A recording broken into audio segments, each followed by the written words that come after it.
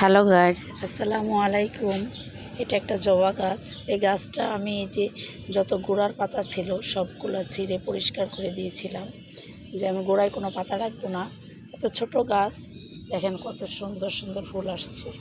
দেখেন এই যে কত সুন্দর ফুল আসছে। ছোট্ট একটা গাছ, কিন্তু এরকম একটা গাছ বাসায় থাকলে মন্দ হয় না। এই যে জবা গাছের এই যে গোড়ার পাতাগুলা, এগুলো এভাবে যদি কেটে দেওয়া যায় তাহলে গাছ খাবার ভালো পায়।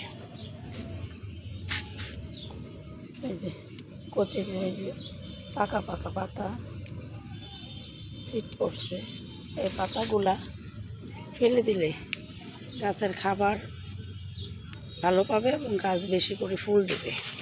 আপনারা এই যে গাছের পাতা এইভাবে কমিয়ে দিবেন, কমিয়ে দিলে হবে কি, গাছ খাবারটা পরিপূর্ণভাবে পাবে আর এত সুন্দর সুন্দর আপনার বাগানে ফুল থাকবে।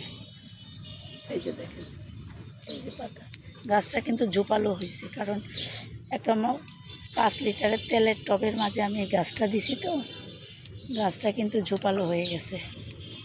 ঠিক আছে, ধন্যবাদ সকলকে, ভালো থাকবেন।